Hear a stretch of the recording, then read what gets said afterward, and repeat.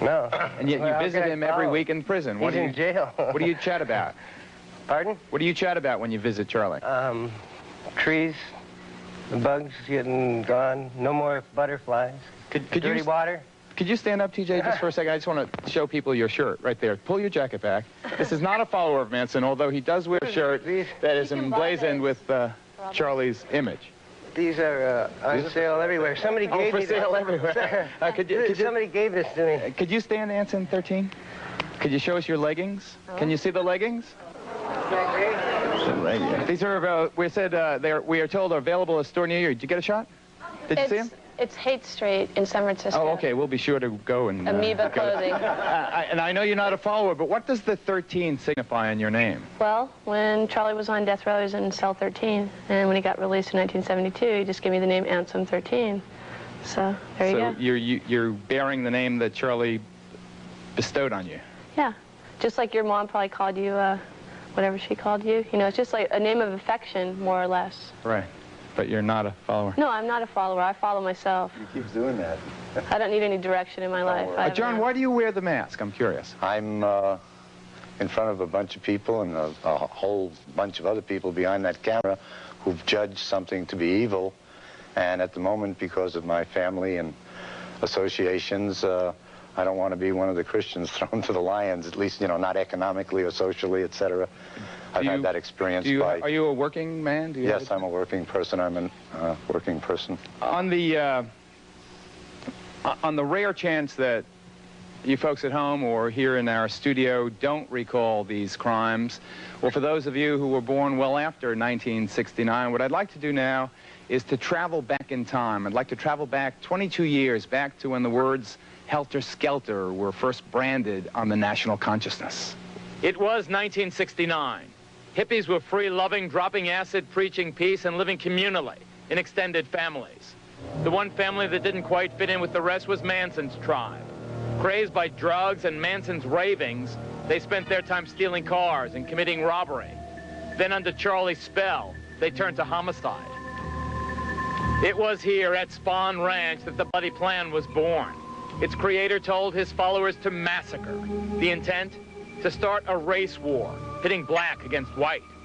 His followers, mostly young, fairly educated women from middle-class families, were so enthralled with Manson, they obeyed his every command. He's our father. He's our leader. He's our love. He's our teacher. He's everything. In fact,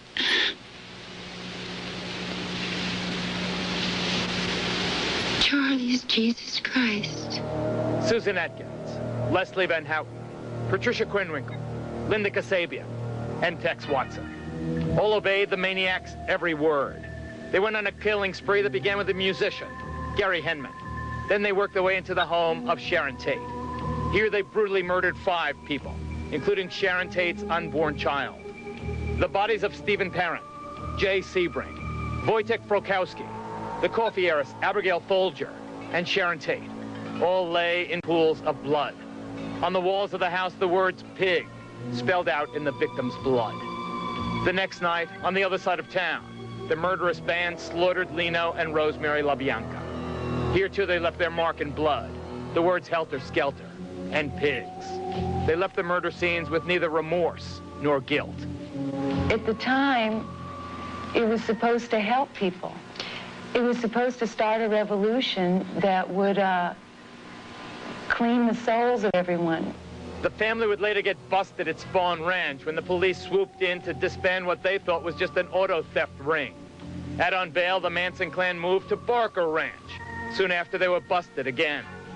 By December 1969, Manson and his homicidal followers were all behind bars. Linda Kasabian was granted immunity if she testified about the murders. She did. In 1971, Charles Manson, along with Susan Atkins, Patricia Krenwinkel, Leslie Van Houten, and Tex Watson, were convicted for the murders that had left the nation stunned. Here's Tex Watson at a parole hearing in 1984. There's no question. The point that I'm trying to make that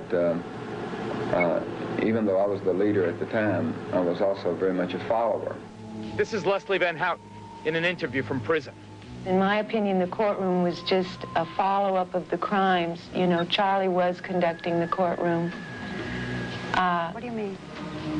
Well, he was telling us what to say, you know, when to stand up, you know, when to carve the X, when to shave our heads. Every day it was like a new agenda on what we should do for the day. And here's Charlie, straight from San Quentin. These kids come around me. Yeah. They say, you're God. You have the voice of God. And I say, there's a whole penitentiary of guys like me. You know, I'm nothing. I'm just a messenger. I'm a witness, that's all. I'm just a poop butt that dropped out of the penitentiary.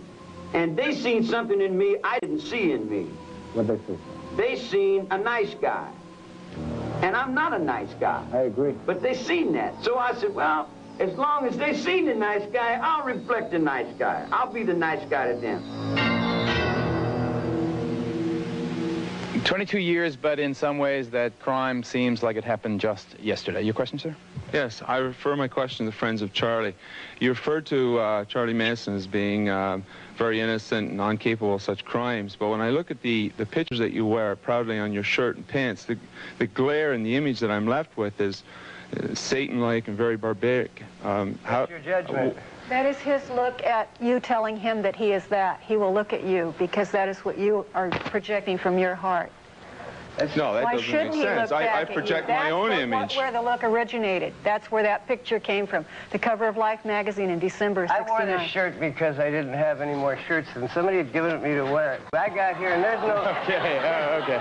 There's no laundry here in New York. Where's the Beauty is laundry? in the eye of the beholder, sir. Yes, my question is to the fellow at the end. Why, John, why do you believe that Charles Manson is innocent? Well, I knew the man, and I followed the trials and the evidences that were given during the trials, and I've spoken to him personally. I know the other people that were involved, and like I say, he said to me that he didn't send anybody to do anything, and the evidence in the court was just about that, except for the one exception of the lady who was given immunity. Yeah, also joining us, I might as well bring everyone into the mix here. First, there's Deborah Fraser. Deborah is the attorney for Susan Atkins. Susan Atkins, of course, one of the killers in the mass crime, at least at Sharon Tate's house. Susan Atkins was one of the knife wielders, and I believe is the one who stuck the knife and killed the unborn child. At least that's the way I've been told the story. I have had a lot of people ask me about that. Sharon Tate's baby was never taken out of her body, and in order to talk to people about that, I had contacted Stephen Kay, who is the district attorney that took over the case from Vincent Bugliosi, and went up to Los Angeles in the criminal courts building and took a look at the autopsy pictures.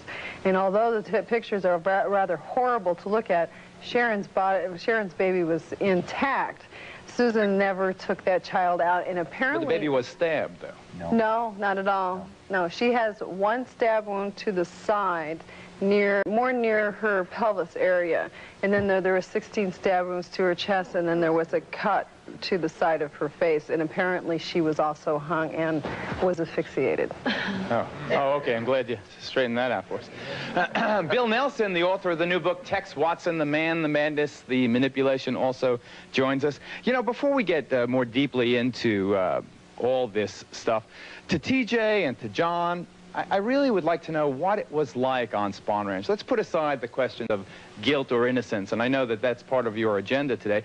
What was it like? How many people lived on Spahn Ranch, TJ? A lot of people. Most, it was like a place to be that you were accepted and welcomed. It was a nice place, entertaining. You entertained yourself because you had to work all the time. And how many people were there at various times? And what would it average? 30, 40 people. There's lots of other people living there, too. There was the bikers were living over on one side, and